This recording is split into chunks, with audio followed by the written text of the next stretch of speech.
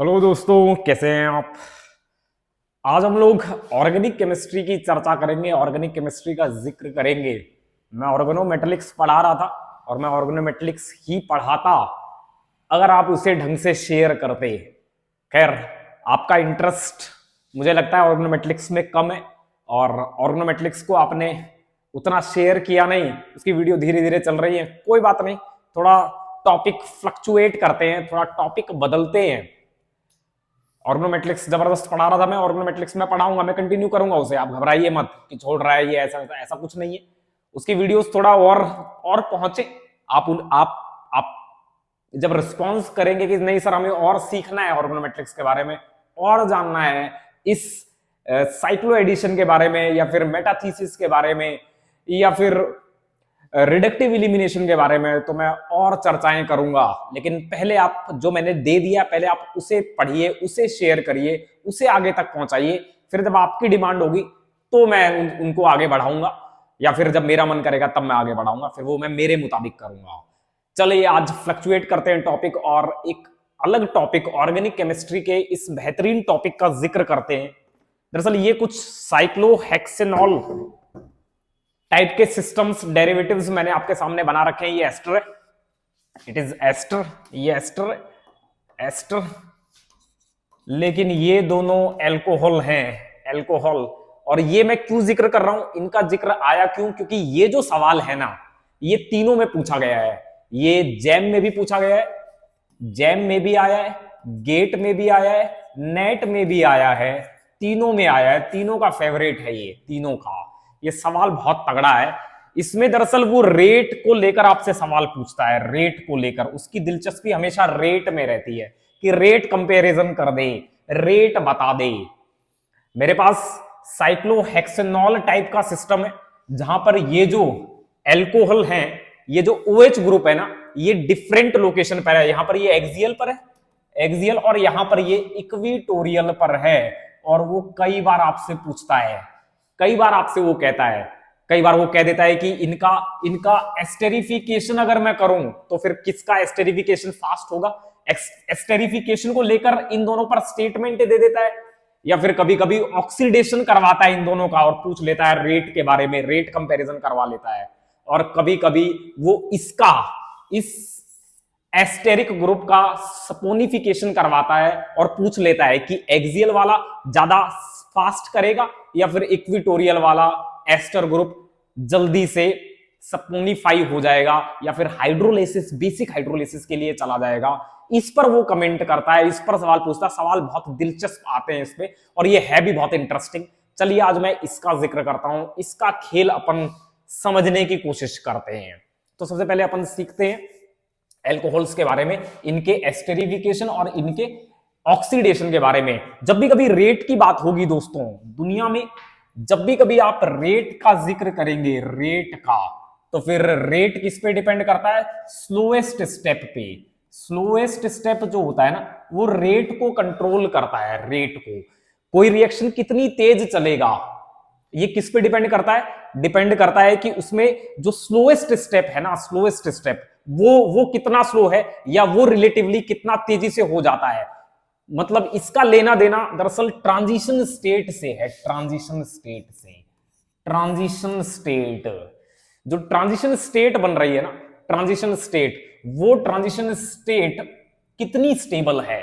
हो सकता है कि कई रिएक्शंस में ऐसा होता है कि एक ही ट्रांजिशन स्टेट बनती है, लेकिन कई रिएक्शंस में ऐसा भी होता है कि बहुत सी ट्रांजिशन स्टेट्स बनती हैं। कई इंटरमीडिएट, जहां पर एक से ज्यादा इंटरमीडिएट बनेंगे वहां पर कई ट्रांजिशन स्टेट्स होंगी। तो फिर ट्रांजिशन स्टेट मतलब स्लोएस्ट स्टेप वाली जो ट्रांजिशन स्टेट है ना, उससे लेना देना है, उसकी स्टेबिलिटी से लेना देना है। इस स्लोएस्ट स्टेट, जो स्लोएस्ट स्टेप वाली जो ट्रांजिशन स्टेट है ना, उसकी स्टेबिलिटी से लेना देना है, लेना देना, उसकी स्टेबिलिटी देखना है। वो ट्रांजिशन स्टेट जो स्लोएस्ट स्टेप में बन रही है, वो ट्रांजिशन स्टेट जो बहुत हाई एनर्जी की है, उस ट्रांजिशन स्टेट की स्टेबिलिटी से लेना देना है रेट का। समझ गए आप मेरी बात। तो चलिए अब जिक्र करते हैं, जैसे ये ठीक वैसे ही है, ठीक वैसे ही है ये। जब किसी रेलवे स्टेशन पर कोई ट्रेन रुकती है और यात्री जब निकलते हैं बाहर, पैसेंजर्स जब बाहर आते हैं और स्टेशन के बाहर निकल रहे होते हैं, तो फिर वो स्टेशन से जैसे ही निकलते हैं, जैसे ही प्लेटफॉर्म पे चढ़ते हैं, मान लीजिए ये ट्रेन है, ट्रेन से यात्री उतरे और जैसे ये बाहर की तरफ एग्जिट की तरफ जाते हैं, एग्जिट गेट, ये एग्जिट गेट है, एग्जिट गेट, तो ये प्लेटफॉर्म पर है, प्लेटफॉर्म पे उतरे, प्लेटफॉर्म से जैसे जैसे यहां चलेंगे और ये एग्जिट गेट मान लीजिए एक टर्न स्टाइल है, टर्न स्टाइल मतलब एक घूमने वाला एक गेट है। अरे घूमने वाला एक गेट होता है ना, जैसे जिसमें इस तरह से ऐसे वो खांचे से बने रहते हैं, जिसमें आप ऐसे पकड़ते हो उसको, फिर ऐसे करके ऐसे बाहर निकलते हैं, समझ रहे हैं, टर्न स्टाइल एक होता है। तो मान लीजिए यहां पर एक टर्न स्टाइल लगा हुआ है, तो फिर पैसेंजर्स यहां पर चाहे कितनी स्पीड से चल लें, यहां पर चाहे कितनी भी उनकी स्पीड हो, कोई लेना देना नहीं है, लेकिन यहां से जब वो निकलेगा ना, यहां से जब वो निकलेगा तो फिर यहां पर ये एक तरह से टर्न स्टाइल है और ये एक ट्रांजिशन स्टेट है। ये जो निकलने का जो रेट है ना, यहां से निकलने का जो रेट है ना, वो इस पे डिपेंड कर रहा है, इस टर्न स्टाइल पर डिपेंड कर रहा है, इस टर्न स्टाइल पर डिपेंड कर रहा है। इस तरह के गेट पर पैसेंजर यहां पे घुसा, फिर इसको ऐसे ऐसे रोटेट किया, ये ऐसे रोटेट करके यहां से रोटेट करता हुआ ऐसे खुलेगा और ये यहां से पैसेंजर बाहर निकलेगा। तो ये टर्न स्टाइल, बाद में वो चाहे कितनी तेज चले, इससे कोई लेना देना नहीं है, यहां पर वो कितनी तेज चल रहा है कोई लेना देना नहीं है, लेकिन ये जो टर्न स्टाइल है ना, यही बताता है कि किस रेट से एग्जिट हो रहा है उस गेट से। समझ गए आप मेरी बात? तो किस रेट से रिएक्शन हो रहा है, ये दरअसल ट्रांजिशन स्टेट, जो हाईएस्ट एनर्जी ट्रांजिशन स्टेट है ना, उसकी स्टेबिलिटी से पता चलता है, उसके रेट ऑफ फॉर्मेशन से या रेट ऑफ कोलैप्स से पता चलता है कि वो किस स्टेप से वो रिएक्शन होगा, किस रेट से वो रिएक्शन होगा। समझ गए आप मेरी बात? कि किस रेट से अगर लोग यहां से बाहर निकलेंगे, ये टर्न स्टाइल पर डिपेंड करता है। टर्न स्टाइल उसे स्लो कर देता है, बहुत स्लो बना देता है। यहां उसके बाद निकलने वाले, जैसे मैं बहुत तेज चलता हूं तो इसके बाद निकल के मैं बहुत तेज जा रहा हूं, कोई फर्क नहीं पड़ता। उससे पहले भी मैं बहुत भाग कर यहां तक आ गया टर्न स्टाइल तक, कोई फर्क नहीं पड़ता। लेकिन ये जो है ना, ये टर्न स्टाइल, ये इस पूरी प्रोसेस को, इस निकलने को, एग्जिट के रेट को फंक्शनलाइज कर रहा है, कंट्रोल कर रहा है। समझ गए आप मेरी बात? तो फिर ट्रांजिशन स्टेट की अपने को स्टेबिलिटी देखनी है ले देकर। आप समझे मेरी बात? जो ट्रांजिशन स्टेट बन रही है स्लोएस्ट स्टेप में, हाईएस्ट एनर्जी ट्रांजिशन स्टेट बनी है, उसकी स्टेबिलिटी आप कंपेयर करेंगे, उसकी स्टेबिलिटी आप देखेंगे और वहीं से आप बताएंगे कि कौन रिएक्शन बहुत जल्दी हो जाएगा। जहां ट्रांजिशन स्टेट स्टेबल होंगी, ट्रांजिशन अगर if transition state is stable, अगर ये स्टेबल है तो फिर ये जल्दी बन जाएगी, इजीली बन जाएगी, इजीली बन जाएगी, इजीली फॉर्म्ड हो जाएगी, बन जाएगी। और अगर इजीली बन जाएगी तो रिएक्शन के रेट, मतलब इजीली बन जाएगी तो यहां पर एक्टिवेशन एनर्जी कम होगी, रिलेटिवली कम होगी, और अगर एक्टिवेशन एनर्जी कम हुई तो रेट हाई होंगी। यही होता है।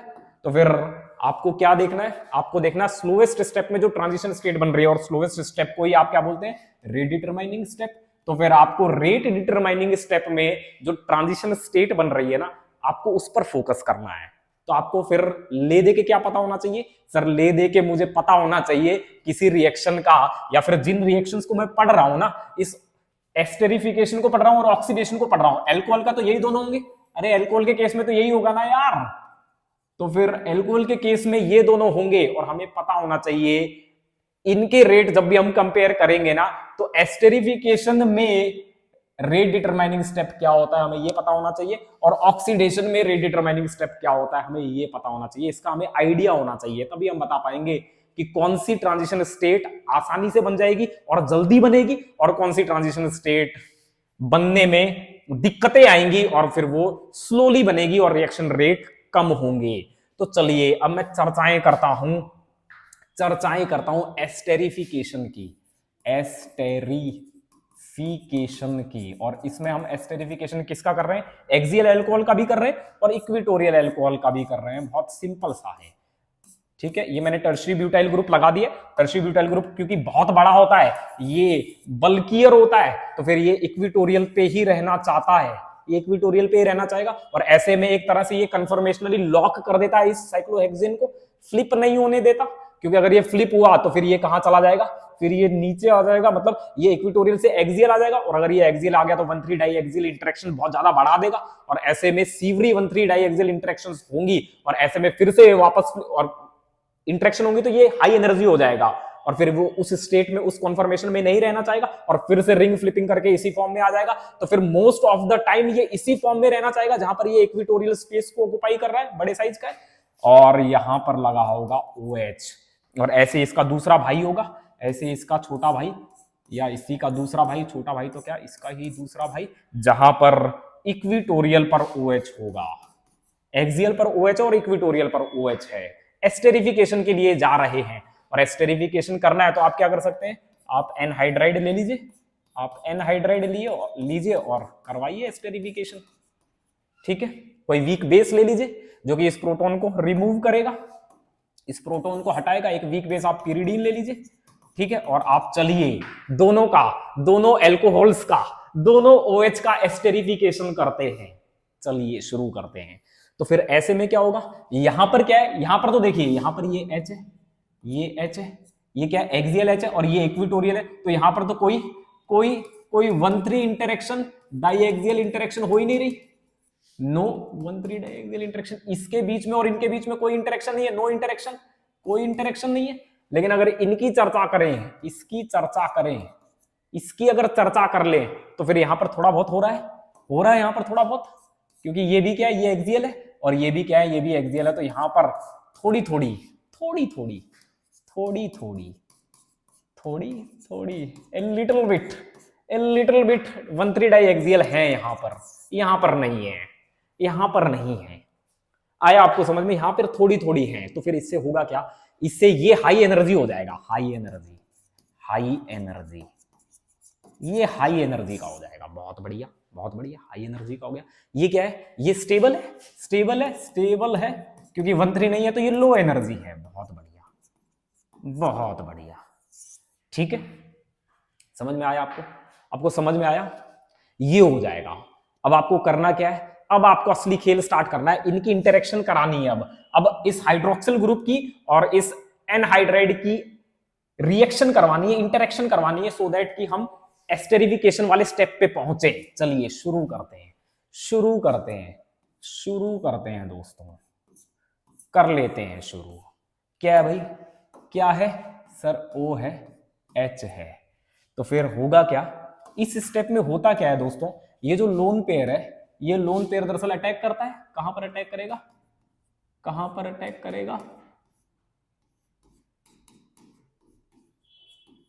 ठीक है, अटैक करेगा सर कहां पर, यहां पर। ये इसको ऊपर ले जाएगा, वापस आएगा, इसको यहां। आया आपको समझ में? अरे मैंने एक स्टेप में सारा खेल कर दिया है। ये जो लोन पेयर है, अभी तक ये जो ऑक्सीजन है, ये क्या है, ये 2 बॉन्ड से जुड़ा हुआ है, केवल ये डाइवेलेंट है, 2 बॉन्ड से जुड़ा हुआ है। अब क्या होगा, जैसे ही अटैक करेगा तो ये ट्राइवेलेंट हो जाएगा, इस तरह से। कैसे, इस तरह से। और इसका अटैक करना, इस लोन पेयर का अटैक करना इस इलेक्ट्रोफिलिक कार्बोनिल कार्बन पर, यही RDS भी है। इसका पहला स्टेप ही RDS है। एल्कोहल्स का एस्टेरिफिकेशन मैं कर रहा हूं और उसका पहला स्टेप ही, जहां पर ऑक्सीजन पे पड़ा हुआ लोन पेयर जैसे ही carbonyl carbon, electrophilic carbonyl carbon centre पर अटैक करता है ना, यही इसका RDS होता है। करते हैं तो जैसे ही आप इसका अटैक करवाएंगे दोस्तों, तो ये क्या बन जाएगा, ये बन जाएगा ये इस तरह से। और यहां से ये बाहर क्या निकला है, यहां से ये बाहर निकला है CH3, जिसे आप क्या बोलते हैं, OAC भी तो बोलते हैं, यही बोलते हैं, अरे यही तो बोलते हैं, निकल आया। और यहां पर ये क्या रह गया सर, यहां पर ये रह गया, ये एक तरह से क्या बन गया सर, ये एक तरह से बन गया टेट्राहेड्रल। ये क्या बन गया ये सर, ये क्या है, एक तरह से टेट्राहेड्रल टाइप का ही हो गया ये।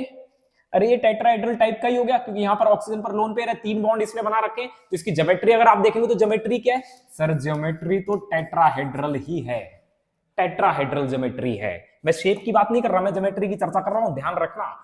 ये क्या है सर, ज्योमेट्री टेट्राहेड्रल है। और हम जानते हैं, हम बखूबी जानते हैं कि यहां पर अब क्या है, आगे क्या होगा, आगे पिरिडीन है, पिरिडीन इसको एब्स्ट्रैक्ट कर लेगा, इस प्रोटॉन को, इस एसिडिक प्रोटॉन को ले लेगा और ये क्या बना लेगा, सिंपल बना लेगा। वही हमें क्या चाहिए था सर, हमें तो यही चाहिए था, एस्टेरिफिकेशन चाहिए था, एस्टेरिफिकेशन हो गया, ये चाहिए था, ये बन जाएगा, बहुत बढ़िया। लेकिन इस पूरे पूरे रिएक्शन के दौरान यहां से यहां तक पहुंचने में आपको एक ट्रांजिशन स्टेट दिखी होगी। वो ट्रांजिशन स्टेट क्या है? वो ट्रांजिशन स्टेट है ये लोन पेयर अटैक कर रहा है इस पर, इस कार्बोनिल कार्बन पर, और ऑक्सीजन के अराउंड, इस ऑक्सीजन के अराउंड एक नया बॉन्ड बन रहा है, एक नया बॉन्ड क्रिएट हो रहा है, मतलब ऑक्सीजन के अराउंड क्राउडिंग बढ़ रही है, क्राउडिंग। ऑक्सीजन एक नया बॉन्ड और बना रहा है, ये बना रहा है एक नया बॉन्ड इस कार्बन के साथ, और क्राउडिंग बढ़ा रहा है। और अगर क्राउडिंग बढ़ाएगा तो ट्रांजिशन स्टेट में अगर क्राउडिंग बढ़ेगी तो फिर सीवरी 1,3 डाइएक्सियल इंटरेक्शंस भी बढ़ेंगी, ये भी बढ़ेगा। अरे इनके बीच में ये 1,3, ये हाइड्रोजन और ये बढ़ती हुई इस ऑक्सीजन के अराउंड क्राउडिंग, मतलब इसका ऑक्सीजन का साइज बढ़ रहा है। जैसे आप एस्टेरिफिकेशन करेंगे तो ऑक्सीजन के अराउंड क्या होगा, ऑक्सीजन एक कार्बन के साथ एक नया बॉन्ड बनाएगा, और वो जो कार्बन है उसके साथ एक बड़ा ग्रुप लगा हुआ है, ये COCH3, ये बड़ा ग्रुप लगा हुआ है। तो फिर ऐसे में जैसे एक नया बॉन्ड ऑक्सीजन बनाएगा ना, तो हाइड्रोजन के साथ जो बॉन्ड बना होता है वो तो बना ही है, हाइड्रोजन भी वहां पे बरकरार है ट्रांजिशन स्टेट में, और एक कार्बन भी आ गया है, एक बड़ा ग्रुप भी आ गया है। तो फिर ट्रांजिशन स्टेट में क्या होगा, इसका इस ऑक्सीजन के अराउंड क्राउडिंग बढ़ रही है, और अगर क्राउडिंग बढ़ रही है तो फिर 1,3 डाइएक्सियल इंटरेक्शंस सीवरी होने लगेंगी, बहुत बहुत बढ़ने लगेंगी। क्या सिस्टम चाहता है 1,3 डाइएक्सियल इंटरेक्शन बढ़े? नहीं चाहता, बिल्कुल नहीं चाहता, एकदम नहीं चाहता। अगर ट्रांजिशन स्टेट में क्राउडिंग बढ़ रही है, स्टेरिक कंजेशंस बढ़ रहे हैं, 1,3 डाइएक्सियल इंटरेक्शंस बढ़ रही हैं, तो फिर ऐसे में ये ट्रांजिशन स्टेट बना के दिखाऊं, ट्रांजिशन स्टेट बना के दिखाता हूं, ट्रांजिशन स्टेट बना के दिखाता हूं। ये लीजिए,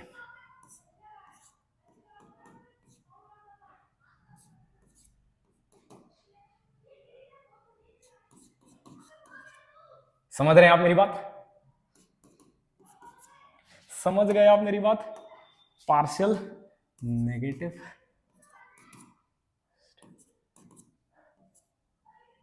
सॉरी, इसको आप ऐसे करिए, पार्शियल पॉजिटिव। ये इस तरह का कुछ खेल चल रहा है, इस तरह का कुछ खेल चल रहा है, और ये हाइड्रोजन्स। तो फिर ऐसे में क्या हो रहा है, ऐसे में ये सीवरी रिपल्सन हो रहे हैं, इनके बीच में 1,3 डाइएक्सियल इंटरेक्शन, ये वाला पूरा जो बड़ा ग्रुप है, ये पूरा बड़ा ग्रुप इनके साथ, इन हाइड्रोजन्स के साथ इंटरैक्ट कर रहा है। अरे ये इस तरह से प्लेनर नहीं है यार, अभी इसके बाद लोन पेयर भी तो है। अरे प्लेनर थोड़ी है यार, अबे ये 3 बॉन्ड मैंने बना रखे हैं, 3 एक प्लेन में थोड़ी है ये तो ज्योमेट्री तो इसकी टेट्राहेड्रल ही है, और अगर इसकी शेप देखेंगे तो फिर वो ट्राइगोनल पिरामिडल सब तरह की है। तो फिर ऐसे में क्या होगा, ऐसे में ये जो बड़ा ग्रुप है, ये बड़ा ग्रुप भी आ गया। पहले इसकी जगह कौन था? पहले इसकी जगह सर लोन पेयर था, लोन पेयर इसकी जगह पहले लोन पेयर था। तो ये जो हाइड्रोजन थे वो केवल किससे इंटरेक्ट कर रहे थे? केवल इस ग्रुप से इंटरेक्ट कर रहे थे, इस OH ग्रुप से इंटरेक्ट कर रहे थे केवल, या फिर केवल H से इंटरेक्ट कर रहे थे। एक लोन पेयर पीछे की तरफ था, एक लोन पेयर इधर की तरफ था, बस ऐसा ही था। जैसे मान लीजिए ये ऑक्सीजन है, तो एक लोन पेयर इधर जा रहा है, इधर एक लोन पेयर इधर जा रहा है, और एक हाइड्रोजन इधर जा रहा है, और नीचे क्या है, नीचे भी एक बॉन्ड बना होता है। ये वाला जो हाइड्रोजन था ना, तो यही केवल इंटरेक्ट कर रहा था इस 1,3 से। लेकिन जैसे ही इसने ट्रांजिशन स्टेट बनाई, जैसे ही इसने एस्टेरिफिकेशन के लिए गया, तो फिर ऐसे ही तुरंत ये जो एक लोन पेयर था ना इधर, ये एक लोन पेयर अब लोन पेयर नहीं रहा, यहां पर एक बड़ा सा ग्रुप आ गया है, एक ग्रुप आ चुका है, यहां पर एसिटाइल ग्रुप आ गया है, COCH3 टाइप का एक बड़ा ग्रुप आ गया है। और जैसे ही वो ग्रुप आएगा तो फिर स्टेरिक कंडीशंस और बढ़ेंगे, और अगर स्टेरिक इंटरेक्शंस बढ़ेंगी, 1,3 डाइएक्सियल इंटरेक्शंस बढ़ेंगी, तो फिर ऐसे में ये जो ट्रांजिशन स्टेट है इसमें सीवरी रिपल्सन्स होंगे, ठीक है। सीवरी रिपल्सन किसके बीच में? ये 1,3 डाइएक्सियल हाइड्रोजन्स और इस बड़े ग्रुप के बीच में, ये इस बड़े ऑक्सीजन के अराउंड बड़ी हुई स्टेरिक क्राउडिंग की वजह से ये रिपल्सन्स बहुत ज्यादा हो जाएंगे, और ये हाई एनर्जी हो जाएगी, हाई एनर्जी। और अगर ये ट्रांजिशन स्टेट हाई एनर्जी हो गई, जो कि RDS भी है, यही स्टेप RDS भी है, ये स्टेप पहले से ही रिलेटिवली स्लो है, और ऐसे में अगर रिपल्सन्स बढ़ गए तो फिर ये और स्लो हो जाएगा, और बकवास हो जाएगा, और बकवास हो जाएगा। ये अगर ट्रांजिशन स्टेट अनस्टेबल हो गई और हाई एनर्जी की हो गई तो रेट और कम हो जाएंगे। लेकिन ऐसा ऐसा लफड़ा केवल यही मिलेगा, एक्सियल में ही मिलेगा। अगर मैं इक्विटोरियल की बात करूं तो इक्विटोरियल में तो भैया कोई लफड़ा ही नहीं है। अगर इक्विटोरियल एल्कोहल्स की बात करूं, इक्विटोरियल एल्कोहल में तो मैंने पहले ही बोला था आपको, यहां तो मैंने पहले ही आपको बोला था कि यहां तो पहले ही 1,3 डाइएक्सियल इंटरेक्शन है नहीं, 1,3 डाइएक्सियल है नहीं, क्योंकि हाइड्रोजन पहले ही कहा है, पहले इक्विटोरियल में है, उधर है, दूर है, इनसे काफी दूर है, तो हाइड्रोजन तो है ही नहीं, पहले ही बहुत दूर है। और लोन पेयर भी अगर आप देखेंगे तो एक पीछे की तरफ है और एक आगे की तरफ है, एक लोन पेयर ये, एक लोन पेयर ये, तो भैया कोई लफड़ा ही नहीं था, कतई कोई लफड़ा नहीं था। और अब अगर इस लोन पेयर को अगर मैं बॉन्ड पेयर बना भी दूं, इसको अगर मैं डोनेट भी कर दूं, जैसा कि अपन ने किया भी था एस्टेरिफिकेशन के दौरान, अगर अपन इसे डोनेट भी कर दें ऐसे और वापस ये और ये, तो फिर ऐसे में ये लोन पेयर पहले ही बहुत दूर है, पहले तो ये कोई लफड़ा कर ही नहीं रहा, दूर है, और दूसरा अगर ये बॉन्ड पेयर बन भी जाए तो भी ये दूर ही रहेगा इन हाइड्रोजन से। तो फिर ऐसे में यहां जो ट्रांजिशन स्टेट बनेगी उसमें स्टेरिक क्राउडिंग बढ़ने का कोई मतलब ही नहीं है, वहां पर स्टेरिक क्राउडिंग बढ़ने का कोई मतलब नहीं है। अरे यही तो होगा, ये H आप नीचे ले आइए, एक लोन पेयर ले आइए, एक H ले आइए, एक H ले आइए, एक H ले आइए।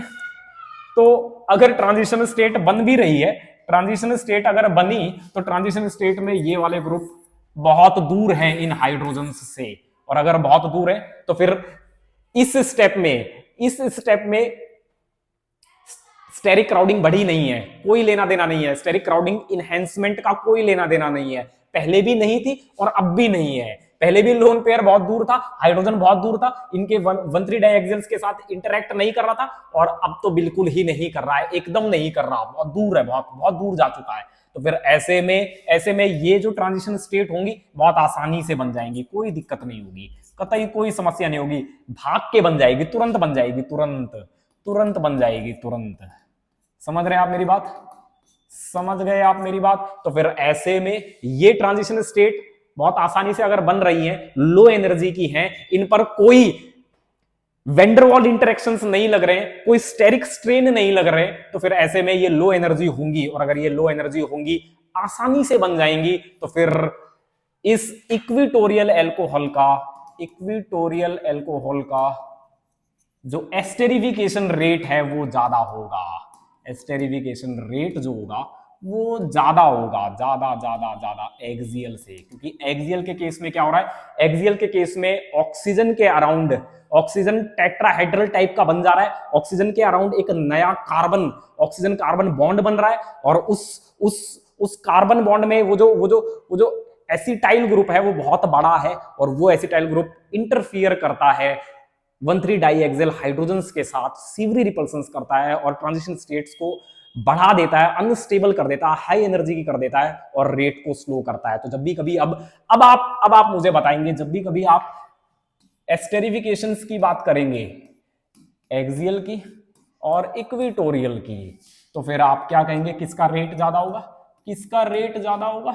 सर बखूबी इसी का रेट बहुत ज्यादा होगा, इसका क्यों? क्योंकि आरडीएस में, रीडिटरमाइनिंग स्टेप में, यहां पर कोई भी सीवरी रिपल्सन्स नहीं बने हैं, जनरेट नहीं हुए हैं, जबकि यहां पर रीडिटरमाइनिंग स्टेप में ये जो H ग्रुप है, ये जो OH ग्रुप है, ये बल्कियर हो गया है और सीवरी रिपल्सन्स जनरेट कर रहा है, ट्रांजिशन स्टेट को अनस्टेबलाइज कर रहा है, डीस्टेबलाइज कर रहा है, हाई एनर्जी की बना रहा है, एक्टिवेशन एनर्जीज ज्यादा चाहिए इसे करने के लिए, जबकि इसमें ऐसा कोई लफड़ा नहीं है, और इसके लिए मिनिमम एक्टिवेशन एनर्जी के साथ भी रिएक्शंस हो जाएंगे, इसीलिए रिएक्शंस फास्ट होंगे, ये स्लो होंगे।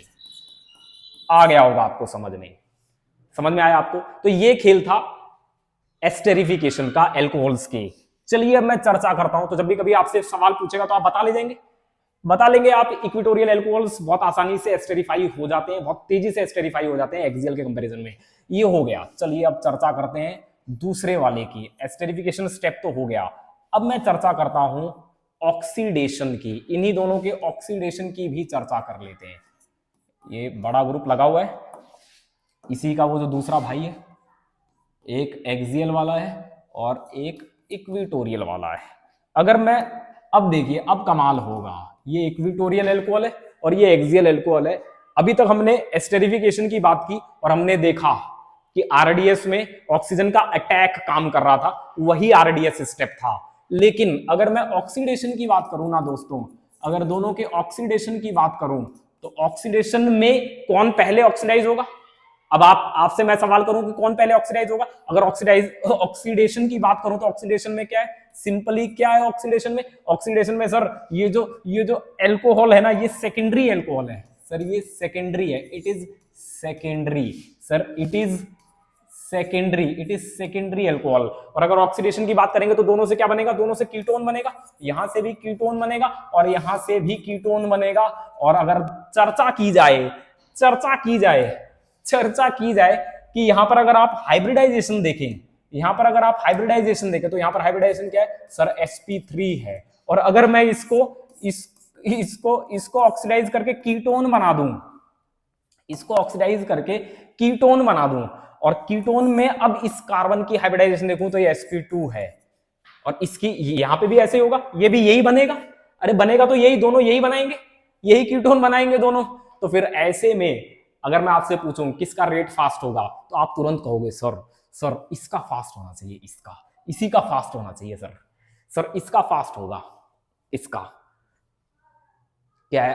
क्यों? क्योंकि सर यहां पर ये H लगा है, ये H लगा हुआ है, तो यहां पर क्या है? यहां पर इनके बीच में इंटरेक्शंस हो रही हैं, रिपल्शंस हैं, और जैसे ही ऑक्सीडाइज होकर ये बनेगा, तो फिर ऐसे में ये H ग्रुप हट गया, OH हट गया, यहां से OH यहां से चला गया, तो अब यहां पर ये जो रिपल्शंस हैं, इन रिपल्शंस में काफी रिलीफ मिल गया है सर, इसका फास्ट होना चाहिए।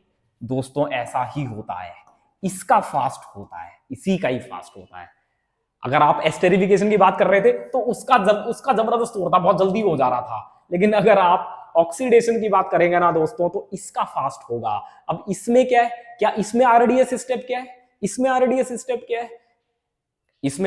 स्टेप क्या होगा? तो पहले तो आपको यह पता होना चाहिए कि सर इसमें आरडीएस स्टेप तो हम तब बताएंगे ना, पहले आप रिएजेंट तो बताइए कि किससे आप इसका ऑक्सीडेशन कर रहे हैं। तो दोस्तों अपन इसका ऑक्सीडेशन क्रोमियम रिएजेंट से कर रहे हैं, क्रोमिक एसिड से कर रहे हैं, इस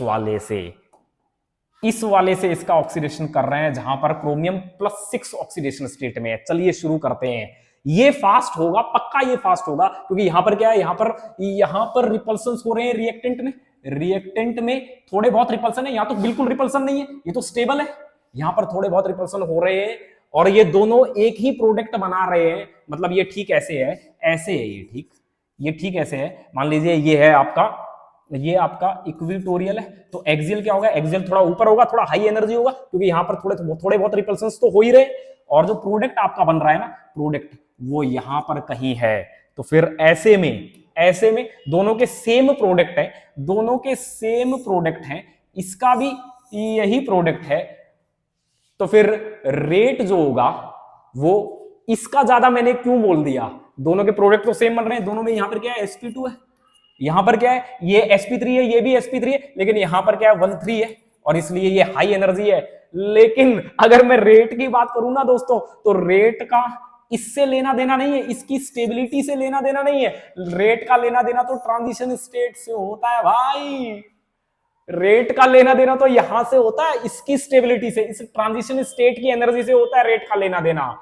तो फिर ऐसे में इसका मतलब ये है कि इसकी जो ट्रांजिशन स्टेट बनेगी ना, वो लो एनर्जी की होगी। इसकी ट्रांजिशन स्टेट, इस एक्सियल वाले की ट्रांजिशन स्टेट लो एनर्जी की होगी और इसकी हाई एनर्जी की होगी। मतलब ये जो ग्राफ होगा ना, ये ग्राफ कुछ इस तरह से होगा, ये ग्राफ कुछ ऐसा होगा, ऐसा होगा, ऐसा। ठीक है, और इसको कर दे। ये क्या है? ये एक्सियल है जी, एक्सियल। और ये क्या है सर? ये इक्विटोरियल है, इक्विटोरियल में ये जो ट्रांजिशन स्टेट है ना, ये हाई है। इक्विटोरियल की ट्रांजिशन स्टेट हाई है, एक्सियल की ट्रांजिशन स्टेट लो एनर्जी की है, इसीलिए ये फास्ट है। These are fast, these are slow. अब ये कैसे हुआ? ये हुआ कैसे? ये पूरा खेल कैसे हुआ? चलिए इसी की चर्चा करते हैं। तो क्रोमिक एसिड के साथ मैं करवा रहा हूं, और क्रोमिक एसिड में कुछ इस तरह का खेल होगा।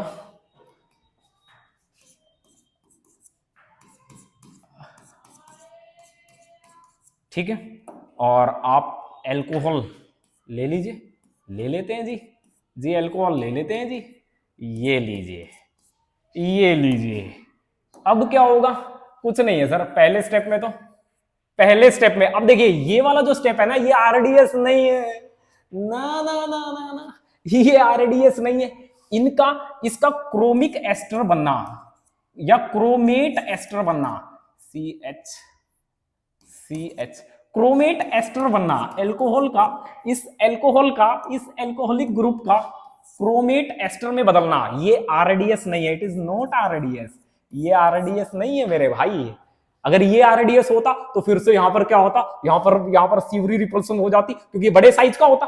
अरे एस्टेरिफिकेशन में जैसे एस्टेरिफिकेशन हुआ था तो ऑक्सीजन के अराउंड क्राउडिंग बढ़ गई थी ना भाई, ऑक्सीजन ने एक कार्बन के साथ नया बॉन्ड बना लिया था और क्राउडिंग सब्सिक्वेंटली क्राउडिंग बढ़ गई थी। लेकिन यहां पर जैसे ही ये बॉन्ड बनाएगा ना, क्रोमियम के साथ जैसे ये बॉन्ड बनाएगा, तो यहां पर एक क्रोमियम के साथ बॉन्ड बना रहा है, ये एक फास्ट स्टेप है, ये एक रेट डिटरमाइनिंग स्टेप नहीं है, ये स्लो स्टेप नहीं है मेरे भाई, ये एक फास्ट स्टेप है, और ये दोनों में ही फास्ट है। उस इक्विटोरियल वाले में भी, इसका जो इक्विटोरियल वाला भाई आएगा उसमें भी ये फास्ट स्टेप है। तो फिर स्लो स्टेप कौन है? स्लो स्टेप कौन है? अगले वाला स्टेप स्लो है। तो इसीलिए मैं कह रहा था कि आरडीएस की जानकारी आपको जरूर होनी चाहिए। अगर आपको आरडीएस की जानकारी नहीं है तो आप कुछ नहीं कर पाएंगे, आप बर्बाद हो जाएंगे। अगर आपको लगता है ये आरडीएस है तो फिर भैया ऐसे में यहां पर फिर से ऑक्सीजन क्रोमियम बॉन्ड बनता, और क्रोमियम तो कार्बन से बहुत बड़ा है, तो फिर ऐसे में तो भैया यहां पर क्राउडिंग और बढ़ जानी चाहिए थी। जितनी एस्टेरिफिकेशन के दौरान एक्सियल अल्कोहल की बढ़ी थी उससे ज्यादा बढ़ जानी चाहिए थी। तो जितनी अनस्टेबल एस्टेरिफिकेशन के दौरान वो एक्सियल वाली थी उससे ज्यादा अनस्टेबल होनी चाहिए थी, ये उससे ज्यादा ये स्लो होनी चाहिए थी, उससे ज्यादा ये हाई एनर्जी की होनी चाहिए थी, और उससे ज्यादा अनस्टेबल होनी चाहिए थी, और स्लो होना चाहिए था रिएक्शन। लेकिन दोस्तों आरडीएस तो ये है ही नहीं, ये तो आरडीएस है ही नहीं भाई, ये स्टेप तो आरडीएस है ही नहीं। ये लीजिए, ओहो हो, ये बन गया भाई, ये बन गया भाई। ठीक है, अब आएगा ना असली खेल, तो अब आएगा असली मजा तो अब है दोस्तों। ये बनेगा, पिरिडीन भी ले लीजिए इसके साथ, क्रोमेट आपने क्रोमिक एसिड लिया था, साथ में आप पिरिडीन ले लीजिए, एक वीक बेस ले लीजिए, तो फिर या फिर पानी ले लीजिए, पानी क्या करेगा, या पिरिडीन ले लीजिए, पानी अगर आपने ले लिया तो पानी इसको ले मरेगा, और क्या बना देगा? कुछ नहीं सर, ये बनाएगा सर ये बना देगा CrO2OH, O2, ये वाला O, ये O2 और OH, ये बना देगा सर, ये बना देगा सर।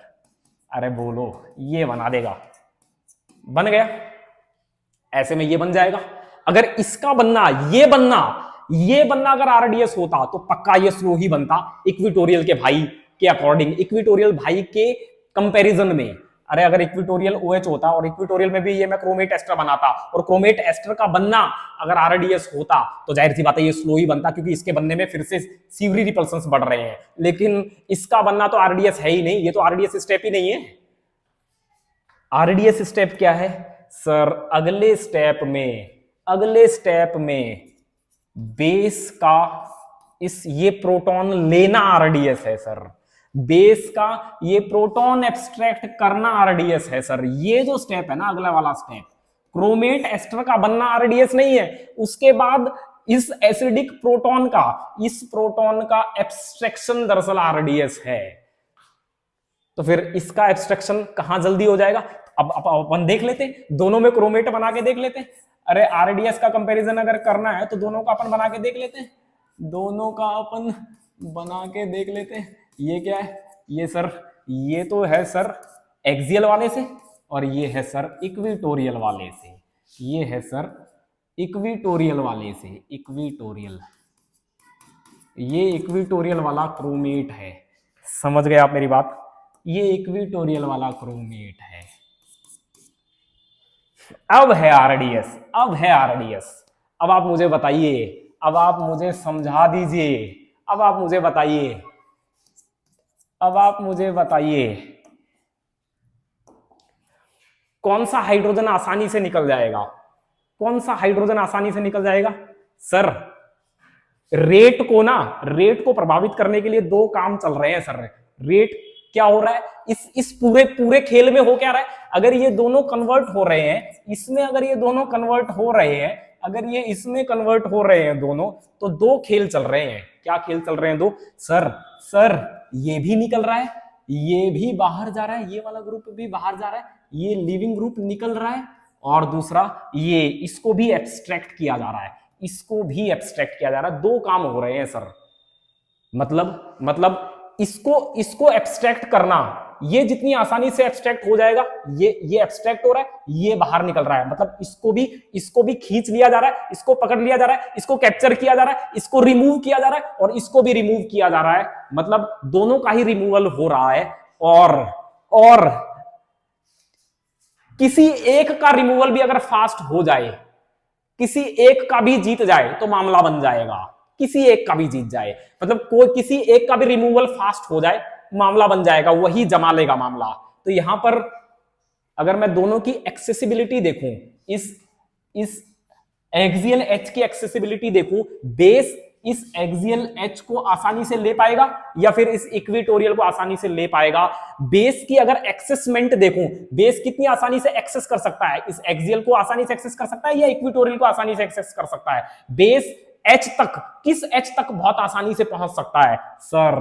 बेस इस एच तक, क्योंकि यहां पर क्या है, यहां पर ज्यादा स्पेस है, इक्वेटोरियली ज्यादा स्पेस होता है सर, तो इसलिए बेस यहां से आना पसंद करता है। मतलब इक्वेटोरियल हाइड्रोजन जो होते हैं ना, ये ज्यादा एक्सपोज्ड होते हैं, ये ज्यादा एक्सेसिबल होते हैं। बेस इस पर अटैक करना ज्यादा पसंद करता है, इसे एक्सट्रैक्ट करना ज्यादा पसंद करता है, इसे रिमूव करना ज्यादा पसंद करता है, क्योंकि यहां पर बेस बहुत आसानी से आ सकता है, यहां से भी आ सकता है, लेकिन जैसे ही करीब आएगा ना, तो ये जो हाइड्रोजन है दोनों, वो बेस को रोक देते हैं, कहते हैं रुक जा रे, रुक जा यहीं पे रुक जा, कहां जा रहा है आगे? तो फिर ऐसे में यहां पर जब बेस अप्रोच करता है, तो ये हाइड्रोजन उसकी राह में, उसकी ट्रेजेक्ट्री में, उसके पाथ में रुकावट पैदा करते हैं, हिंडरेंस करते हैं। जबकि यहां पर क्या होता है, यहां पर बेस रिलेटिवली एक्सपोज्ड साइट से आता है, जो कि इक्वेटोरियल साइट है, स्पेशियल स्पेस से आता है, मतलब स्पेशियल मोर स्पेस से आसानी से आ सकता है। तो बेस के अप्रोच में कोई दिक्कत नहीं है, बहुत आसानी से इसे अप्रोच कर सकता है, जबकि वो नहीं कर सकता, वो धीरे से करता है, बहुत आराम से करता है, क्योंकि ये तेजी से इसे अप्रोच कर सकता है, और ये इसे अप्रोच करता है और निकालने की कोशिश करता है बहुत आराम से। जबकि यहां पर पहुंचेगा तो फिर थोड़े से लफड़े करेंगे, ये वाले हाइड्रोजन थोड़े लफड़े करेंगे, कहेंगे क्या, कहां आ रहा है, कहां चला रहा है मुंह उठा के, दिख नहीं रहा तेरे को हमें यहां पर? जबकि यहां पर ऐसा कुछ नहीं है। तो यहां पर एक तो बेस बहुत आसानी से आ सकता है, बहुत आसानी से इसे एक्सट्रैक्ट कर सकता है, और दूसरा दोस्तों ये कितना मरा जा रहा है, ये जो ग्रुप है ना, ये कितना मरा जा रहा है निकलने के लिए, ये तो मरा जा रहा है जी। क्यों? क्योंकि इसके निकलने से ना, अभी ये है तो फिर क्या हो रहा है, स्टेरिक अभी है तो स्टेरिक रिपल्सन्स हो रहे हैं, 1,3 डाइएक्सियल इंटरेक्शन कर रहा है, इसका होना 1,3 डाइएक्सियल इंटरेक्शन कर रहा है, इसका इक्वेटोरियल पे होना, क्रोमियम का इक्वेटोरियल पर होना 1,3 डाइएक्सियल इंटरेक्शंस कर रहा है, जिससे ये अनस्टेबल है। कह रहा है कि भैया तू निकलना यार यहां से, ये हाइड्रोजन चीख के करेंगे अबे भाग यहां से, जाना यार यहां से। और जैसे ही ये दोनों हाइड्रोजन उस क्रोमियम के साथ 1,3 डाइएक्सियल इंटरेक्शन करेंगे, इस बड़े बल्कियर ग्रुप के साथ इंटरेक्शन करेंगे ना, तो ये जो बॉन्ड है, ये बॉन्ड ऑलरेडी वीक होंगे, ये बॉन्ड ऑलरेडी वीक है, दीज आर ऑलरेडी वीक, क्योंकि क्या हो रहा है, रिपल्सन्स हो रहे हैं। तो फिर ऐसे में ये हाइड्रोजन इसको बर्दाश्त नहीं कर रहे हैं, कह रहे हैं भैया तू रह मत यहां पर, निकल तू यहां से। तो फिर इसके निकलने से इन हाइड्रोजन्स को क्या मिल रहा है, स्टेरिक रिलीफ भी मिल रहा है, ओहो हो। तो मतलब लिविंग ग्रुप भी निकलना चाहता है, और हाइड्रोजन का एब्स्ट्रैक्शन भी आसान है, यहां पर हाइड्रोजन का निकलना भी आसान है, क्योंकि बेस बहुत आसानी से इस पर अप्रोच कर सकता है, और उसके जाने से इन हाइड्रोजन्स को 1,3 डाइएक्सियल इंटरेक्शन में स्टेरिक रिलीफ मिलता है, चैन आता है। तो फिर ऐसे में ये बहुत तेजी से लीव कर जाता है, बहुत तेजी से, क्योंकि इसका लीव करना दोनों तरह से फायदेमंद है। बेस भी बहुत आसानी से इस प्रोटॉन को ले सकता है, लेके E2 मैकेनिज्म से निकाल के बाहर फेंकना चाहता है, और दूसरा उसके जाने से ये स्टेरिक क्लैश भी कम हो जाते हैं, स्टेरिक क्लैश में भी रिलीफ मिलता है। तो फिर ऐसे में अभी ये क्या है, ये बहुत हाई एनर्जी का है, बर्दाश्त नहीं कर पा रहा, कह रहा ना ना ना यार तू कैसे भी जा यार यहां से, और इस बॉन्ड को ऑलरेडी वीक बनाया हुआ है। जैसे ही बेस आता है ये भी तत्पर है बाहर जाने के लिए, ये भी डेस्परेट है क्योंकि बॉन्ड तो ऑलरेडी वीक हो चुके हैं, क्योंकि इसके होने से बहुत ज्यादा दिक्कतें हो रही हैं। तो फिर ये भी जाना चाहता है, कह रहा है कि भैया मैं भी अपनी बेइज्जती बर्दाश्त नहीं करने वाला, मैं भी निकलूंगा, मेरे को जैसे ही कुछ मिल जाए मैं भी निकलने के लिए एकदम बेहद तैयार खड़ा हूं। अरे ऐसा होता है ना यार, कंपनी में जब आप कहीं कहीं काम करते हैं तो ऐसा होता है ना कि बहुत ज्यादा बेइज्जती हो जाती है, आपको बहुत ताने सुनने पड़ते हैं, तो आपको भी लगता है कि अरे यार बस एक मौका मिले, बस मुझे एक मौका मिले बस यहां से नौकरी छोड़ने का। तो बस वैसे ही है, इसको बस मौका चाहिए, और जैसे ही और ये हाइड्रोजन, एक्सपोज्ड हाइड्रोजन मौका दे देता है इसको, बस हो गया। तो इसलिए ये बहुत फास्ट करते हैं, बहुत फास्ट होते हैं ये, जबकि ऐसा यहां कुछ नहीं है। एक तो हाइड्रोजन का एब्स्ट्रैक्शन, हाइड्रोजन का रिमूवल मुश्किल है, क्योंकि जहां से ये आ रहा है, जिस ट्रेजेक्ट्री को फॉलो करता हुआ बेस आ रहा है, हाइड्रोजन उसे रोक दे रहे हैं, कह रहा है अंधा है क्या, देख नहीं रहा क्या, मैं हूं यहां बीच में, समझ में नहीं आता तेरे को, आ रहा है मुंह उठा के, अरे इसको लेने आ रहा है तो तेरे को बीच में हम नहीं दिख रहे क्या। तो फिर ऐसे में एक तो बेस इसको ले नहीं पा रहा, लेने में मुश्किलें हो रही है, और दूसरा ये भी मचल नहीं रहा है जाने के लिए, क्योंकि ऐसे कोई लफड़े इसने यहां पाले ही नहीं है। समझ रहे हैं आप मेरी बात, ऐसा कोई लफड़ा यहां पर ऐसा कोई लफड़ा, यहां पर ऐसा लफड़ा नहीं है, यहां पर इस तरह का कोई लफड़ा कि भैया बस मुझे तो एक मौका चाहिए, मैं तो बस तंग आ गया हूं, यहां पर तो तंग आ गया हूं, यहां पे ये तंग नहीं आया हुआ, ये तो इंटरेक्ट कर ही नहीं रहा है हाइड्रोजन के साथ, तो इसको कोई ऐसा लफड़ा है ही नहीं, कुछ ऐसा झेलना पड़ ही नहीं रहा है। तो फिर ऐसे में ये स्टेबल भी है, और दूसरा इसका आना भी मुश्किल है। तो फिर ऐसे में इनके जो रिमूवल हैं ये स्लो हो जाएंगे, स्लो। तो फिर ऐसे में इक्विटोरियल से इससे बनने वाला जो कीटोन है वो धीरे बनेगा, धीरे, क्या बोलूं इसे, धीरे, अरे धीरे, और ये तेजी से, बहुत तेजी से, क्योंकि दोनों तरह के फायदे से हो रहे हैं। हाइड्रोजन का रिमूवल भी बहुत आसान है, और उसके जाने से इन हाइड्रोजन्स के जान में जान आ रही है, इनके जान में जान आ रही है। समझ गए आप मेरी बात। तो फिर ऐसे में अब आप समझ गए होंगे, ऐसे में मैं लिख देता हूं, अगर अल्कोहल्स के ऑक्सीडेशन की बात करें, ऑक्सीडेशन की बात करें तो भैया एक्सियल वाला more and more faster than, क्योंकि इसमें आरडीएस क्या है, इसमें आरडीएस क्या है सर, इसमें जो आरडीएस है ना वो प्रोटॉन रिमूवल है,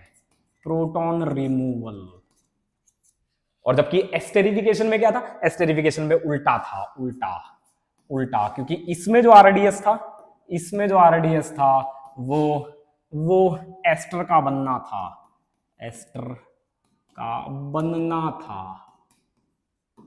इसमें आरडीएस एस्टर का बनना था। समझ गए आप मेरी बात। जबकि इसमें आरडीएस प्रोटॉन रिमूवल है। समझ गए आप मेरी बात। उसमें एस्टर का बनना था तो मतलब स्टेरिक क्राउडिंग का बढ़ना था, जो कि बर्दाश्त नहीं होती है, एक्सियली तो बर्दाश्त ही नहीं होती है, इसलिए स्लो है। और यहाँ पर प्रोटॉन रिमूवल का आरडीएस है, तो मतलब इक्विटोरियल से प्रोटॉन निकालना आसान है, और इक्विटोरियल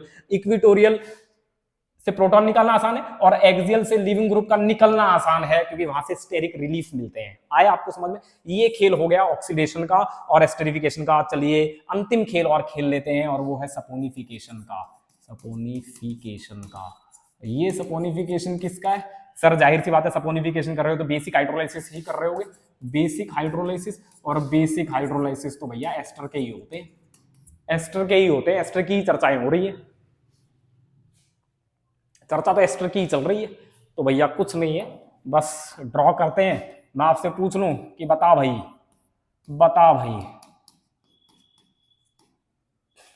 भाई इसका हाइड्रोलाइसिस आसानी से होगा, मतलब एक्सियल वाले का आसानी से होगा या इक्विटोरियल वाले का आसानी से होगा? तो आप मुझे तुरंत कहेंगे कि अभी तक जैसे बताता आया है वही बता दे। क्या बता दूं? आरडीएस स्टेप बता दे। आरडीएस स्टेप कौन सा है हम बता देंगे, फिर किसका फास्ट होगा किसका स्लो होगा। तो दोस्तों अगर इसकी बात की जाए तो फिर इसमें आरडीएस क्या होता है? जब बेसिक हाइड्रोलाइसिस करते हैं एस्टर का तो आरडीएस स्टेप क्या होता है ये आपको पता होने चाहिए भाई। अरे ये आपको पता होना चाहिए आरडीएस स्टेप क्या होता है। तो जब भी कभी आप एस्टर का बेसिक हाइड्रोलिसिस करते हैं ना, मतलब हाइड्रोक्साइड का अटैक करवाते हैं ना, तो हाइड्रोक्साइड का अटैक करना, हाइड्रोक्साइड का कार्बोनिल सेंटर, इस इलेक्ट्रोफिलिक सेंटर पर इस न्यूक्लियोफाइल हाइड्रोक्साइड का अटैक करना, यही आरडीएस है। अटैक करना ही आरडीएस है। और अगर ये आरडीएस है तो अभी तक ये क्या था, अभी तक ये क्या था सर, अभी तक तो ये sp2 था, अभी तक तो ये sp2 था। तो जैसे ही ये अटैक करेगा इस पे अटैक करेगा, इसका इससे बॉन्ड बनाना, यही आरडीएस है। मतलब जैसे ही इससे बॉन्ड बनाएगा तो ये क्या बन जाएगा सर, ये बन जाएगा ये, ओहो सर, ये बन जाएगा सर, ये बन जाएगा sp3। और sp3 आप जानते हैं ये तो ज्यादा स्पेस लेगा, ये तो ज्यादा स्पेस लेगा भाई, इसका तो साइज बढ़ जाएगा, ये तो ज्यादा स्पेस लेगा। अरे एक नया बॉन्ड बना लिया ना कार्बन ने पहले 3 बॉन्ड बना रखे थे, कार्बन ने पहले 3 बॉन्ड बना रखे थे, पहले 3 बॉन्ड थे, अब चौथा बॉन्ड बन गया। तो ये क्या है, पहले नीचे क्या थी, नीचे बिल्कुल स्पेस खाली पड़ी थी, प्लेन था। अरे पहले प्लेन था, इस तरह से बिल्कुल प्लेनर टाइप का था, बिल्कुल प्लेनर टाइप का था। आप OH को इधर लगा, आप डबल बॉन्ड O को यहां लगा लीजिए और OET को यहां लगा लीजिए, एकदम बिल्कुल प्लेनर था। पीछे भी पूरी स्पेस बची हुई थी, इधर भी पूरी स्पेस बची हुई थी, कोई दिक्कत नहीं थी। मतलब इनके बीच में आ रहा था एक तरह से, ये जो हाइड्रोजन है इनके बीच में था कहीं, जैसे ये हाइड्रोजन है, एक्सियल हाइड्रोजन ये रहा, एक एक्सियल हाइड्रोजन ये रहा, तो यहां पर ये है कहीं, जैसे ये कार्बन हो गया, ये वाला ये कार्बन हो गया, तो ये बीच में ये डबल बॉन्ड ऑक्सीजन हो गया, और उधर OET हो गया, तो ये बीच में आ रहा है। यहाँ पर ये एक्सियल हाइड्रोजन, ये एक्सियल हाइड्रोजन बीच में आ रहा है, तो ज्यादा दिक्कतें नहीं है। लेकिन जैसे ही ये sp3 बना, तो फिर ऐसे में क्या होगा, ऐसे में ये वाला जो कार्बन है, ये वाला कार्बन, ये वाला ग्रुप और एक ग्रुप OET वहां चला जाएगा, OH यहां चला जाएगा, और इस तरह से हो जाएगा। और अब ये जब रोटेट करेगा तो भैया फिर ये स्टेरिकली इनके साथ सीवरी रिपल्सन्स करेगा, कंजेशन करेगा, हिंडरेंस करने लगेगा, स्टेरिक क्लैशेस करने लगेगा। और ऐसे में जैसे ही इस पे अटैक होगा, इसका साइज बढ़ जाएगा, साइज इंक्रीज होगा, और साइज इंक्रीज होगा तो भैया हाइड्रोजन्स के साथ इंटरेक्शंस होंगे। अभी तक तो क्या था, sp2 था, ऐसे बीच में पड़ा हुआ था, कोई दिक्कत नहीं थी, थोड़ा बहुत इधर उधर होता था तो थोड़ा बहुत क्लैश कर लेता था। लेकिन अब तो ये क्या है, 4 बॉन्ड बना चुका है, तो अब तो थोड़ा सा भी अगर एंगल चेंज हुआ तो तुरंत हाइड्रोजन के साथ टक्कर मारेगा, हाइड्रोजन के साथ कोलिजन करेगा, हाइड्रोजन की स्पेस में घुसने की कोशिश करेगा, स्पेस को ऑक्यूपाई करने की कोशिश करेगा, और हाइड्रोजन कहेगा भैया मुझे बर्दाश्त नहीं है, ये मुझे कतई बर्दाश्त नहीं है। जैसे ही यहां पर इस बॉन्ड का रोटेशन होगा और ये चारों ये जो 3 ग्रुप और लगे हुए हैं ना कार्बन के साथ, ये जैसे ही रोटेट होंगे हाइड्रोजन के साथ हर समय इंटरेक्ट करने की कोशिश करेंगे, और हाइड्रोजन को ये कतई बर्दाश्त नहीं है। समझ गए आप मेरी बात? मतलब हाइड्रोजन को इस कार्बन का इस sp3 में बदलना बिल्कुल पसंद नहीं है। समझ गए आप मेरी बात? क्योंकि जैसे ही sp3 में बदल रहा है ना, हाइड्रोजन पल पल इससे टक्कर खा रहा है, पल पल इसे महसूस कर रहा है, और ऐसे में हाइड्रोजन बिल्कुल नहीं चाहता इसे महसूस करना, चाहता है कि तू sp2 में ही पड़ा रहे, क्योंकि sp3 में पड़ेगा तो मेरे लिए समस्या पैदा कर देगा, बार बार मेरे से टक्कर खाएगा, बार बार मेरे स्पेस को ऑक्युपाई करने की, इन्वेड करने की कोशिश करेगा, और ऐसे में फिर लफड़े हो जाएंगे, ऐसे में ये अनस्टेबल होगा, अनस्टेबल। क्योंकि ये क्या करेगा, पल पल हाइड्रोजन की स्पेस को ऑक्युपाई करने की कोशिश करेगा। जैसे ये बड़े साइज का हुआ, जैसे ही हाइड्रोक्साइड इससे जुड़ा, ये बड़े साइज का हो गया, sp3 हो गया, और sp3 हुआ तो फिर ये भैया पल पल हाइड्रोजन के साथ इंटरेक्ट करने की कोशिश करेगा, और हाइड्रोजन ऐसा नहीं चाहता। इसलिए ये जो अटैक है, हाइड्रोक्साइड्स के इन अटैक को कम करने की कोशिश करता है, कहता है भैया मत कर यार, मत जुड़ तू इससे, क्योंकि तू जुड़ेगा तो मेरे लिए लफड़े पैदा कर देगा। इसलिए क्योंकि जैसे ही अटैक हुआ, साइज बड़े हुए हाइड्रोजन के साथ, सीवरी रिपल्सन्स बढ़े, 1,3 डाइएक्सियल इंटरेक्शंस और बढ़ गए, तो फिर ऐसे में ये जो आरडीएस है, ये जो ट्रांजिशन स्टेट बनेगी, इस ट्रांजिशन स्टेट में क्या होगा, इस ट्रांजिशन स्टेट में ये कार्बन sp3 की तरफ जा रहा होगा, नए नए बॉन्ड बन रहे होंगे, इसके साइज बड़े हो गए होंगे, और जैसे इसके साइज बड़े हो गए होंगे तो इनके साथ रिपल्सन्स बढ़ रही होगी, और बढ़ रही होगी, तो फिर भैया ऐसे में ये जो ट्रांजिशन स्टेट है ना, ये ट्रांजिशन स्टेट हाई एनर्जी की होगी। अगर इसका ये वाला भाई देखा जाए, इसका दूसरा भाई देखा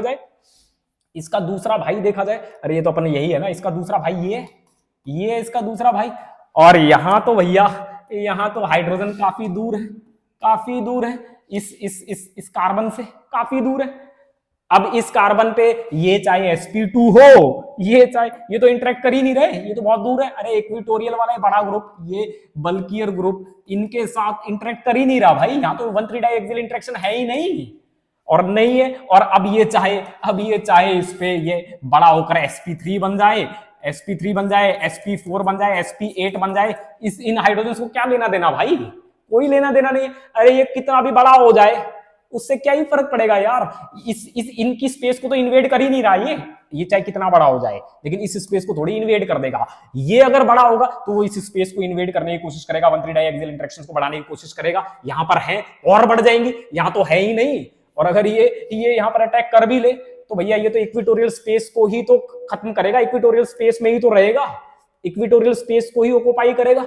तो फिर अगर ये बड़ा हो भी गया तो इनके लिए कोई लफड़ा क्रिएट नहीं करेगा, कोई मुसीबत क्रिएट नहीं करेगा। तो फिर ऐसे में इनमें अटैक बहुत आसानी से हो जाएंगे, क्योंकि इनमें अटैक होने से कोई लफड़ा क्रिएट नहीं हो रहा, इनमें अटैक होने से हाइड्रोजन्स के साथ सीवरी रिपल्सन्स बढ़ रही हैं, तो इसलिए ये अटैक धीरे होंगे, धीरे स्लो होंगे, जबकि ये अटैक फास्ट होंगे, क्योंकि ये हो सकते हैं, क्योंकि इनके होने से हाइड्रोजन्स को कोई दिक्कत नहीं है, जबकि इनके होने से हाइड्रोजन्स को दिक्कतें हैं। तो फिर ऐसे में इन पर ऐसे में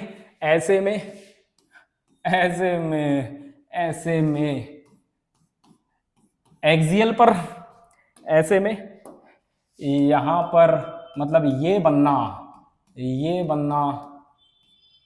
और ये बनना,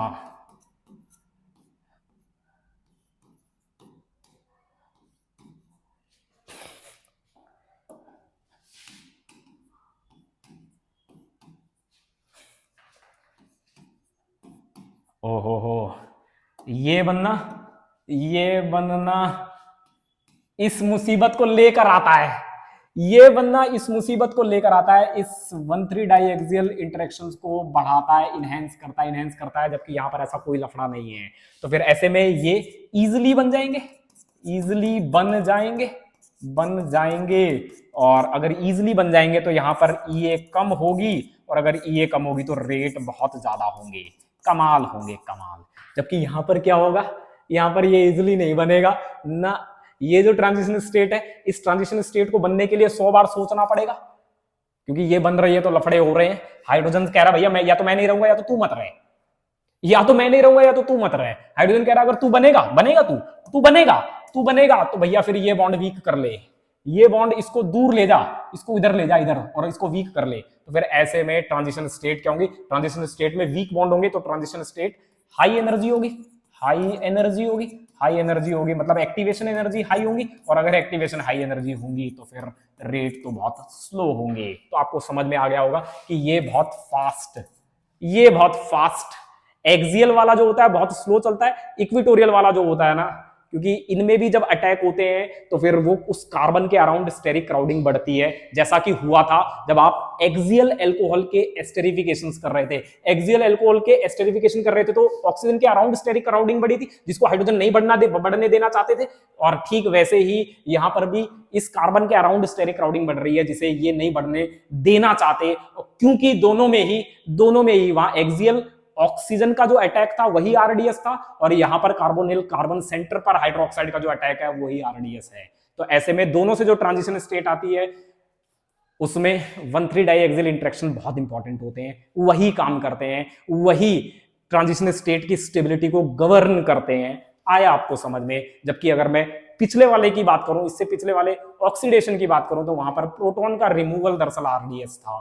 तो जो प्रोटॉन रिमूवल आसानी से हो जाएगा वो फास्ट ऑक्सीडेशन के लिए जाएंगे, और जो प्रोटॉन रिमूवल मुश्किल होगा, जैसा कि एक्सियल के केस में एक्सियल वाला मुश्किल से हो रहा है, और लीविंग ग्रुप भी निकलने के लिए बेताब नहीं है, तो फिर ऐसे में, क्योंकि वहां से भी कोई रिलीफ तो मिल नहीं रहा, वहां से भी कोई फायदा तो हो नहीं रहा उसके निकलने से। अरे इसके निकलने से कोई फायदा तो हो नहीं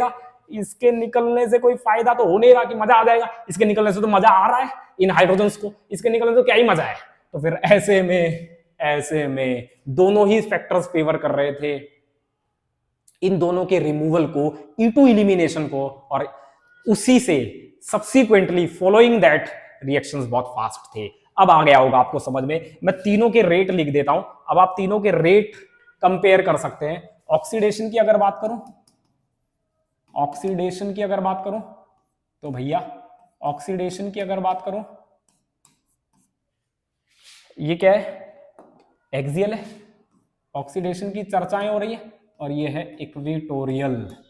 तो फिर ऑक्सीडेशन की अगर बात करें तो इनके रेट, ये रेट कंपैरिजन है, रेट कंपैरिजन, ठीक है, ऑक्सीडेशन का रेट कंपैरिजन है। और दूसरा एस्टेरिफिकेशन और सपोनिफिकेशन, एस्टेरिफिकेशन एंड सपोनिफिकेशन के रेट कंपैरिजन अगर अपन करेंगे तो फिर उसमें भी आपको समझ में आ गया कि दोनों ही केस में जो आरडीएस होता है, दोनों ही केस में जो आरडीएस होता है, एक तो ये और इसी का दूसरा भाई एक और बनाना पड़ेगा ना अपने को यार, एक और अपने को वो एस्टर भी तो बनाना पड़ेगा। अरे एस्टर भी तो बनाना पड़ेगा, चलो एस्टर यहां बना देते हैं, यहां बना देते हैं एस्टर।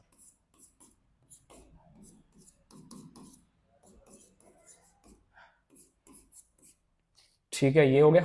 ये दोनों ही कम होते हैं, कम होते हैं इसके कंपैरिजन में, किसके, इसके, ठीक है, कम होते हैं इक्वेटोरियल के कंपैरिजन में, कम होते हैं इक्वेटोरियल के कंपैरिजन, ठीक है, आया आपको समझ में?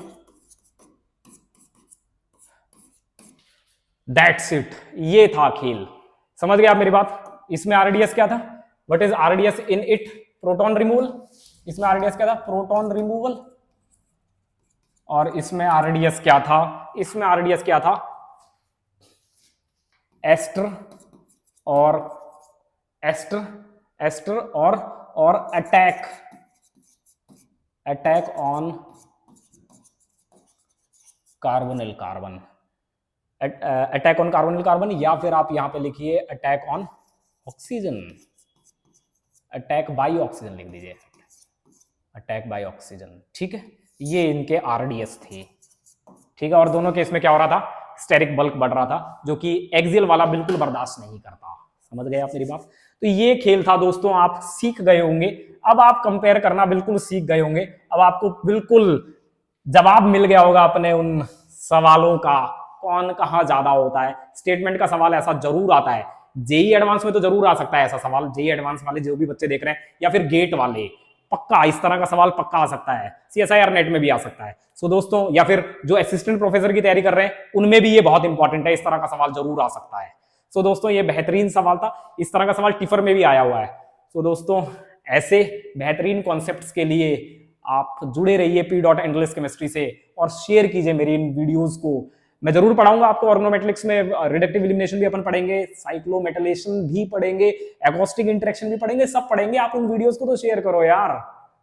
इसके अलावा जो मैंने उससे पहले वो वॉल्स डायग्राम वाली जो वीडियोस पढ़ाई थी, उसमें भी मैं आपको बहुत कुछ बताता, उसमें भी मैं आपको AH3 टाइप के सिस्टम भी एक्सप्लेन करता, लेकिन आप इंटरेस्ट ही नहीं दिखाते हैं यार। AH3 टाइप के सिस्टम एक्सप्लेन करता है, इसमें मैं आपको बताता कि किस तरह से CH3 रेडिकल इसकी और SiH3 रेडिकल दोनों की अलग अलग स्टीरियोकेमिस्ट्री होती है। अगर ये प्लेनर है तो फिर ये पैरामिडल है, ये सब भी मैं एक्सप्लेन करता है यार, मैं बहुत कुछ एक्सप्लेन करता हूं उसमें। अगर आप थोड़ा सा भी इंटरेस्ट दिखा के इसे शेयर करते ना, लोगों के साथ शेयर करते, लोगों को जोड़ते, तो मैं ये सब भी पढ़ा देता। ये सब भी मैंने कहा था आपको ये सब पढ़ाने के लिए भी, लेकिन खैर आप इंटरेस्ट ही नहीं दिखाते यार। कोई बात नहीं, आप जैसा इंटरेस्ट दिखाएंगे मैं भी वैसा ही बिहेव करूंगा। लेकिन दोस्तों, मेरा इसमें इंटरेस्ट है, मैं इसे एक्सप्लेन तो जरूर करूंगा, पढ़ाऊंगा जरूर, आप चिंता मत करिए। बस आप तो प्लीज जो आपके हक में है, जो आपके हिस्से में आ रहा है, कम से कम आप वो तो करो यार। चलिए दोस्तों, मिलते हैं अगले सेशन में, तब तक के लिए बहुत बहुत धन्यवाद, बाय बाय, टेक केयर। कुछ ऐसा ही दंदनाता टॉपिक में अगली बार भी लेकर आऊंगा, हम लोग चर्चाएं करेंगे और कुछ नया सीखेंगे। Bye bye, take care.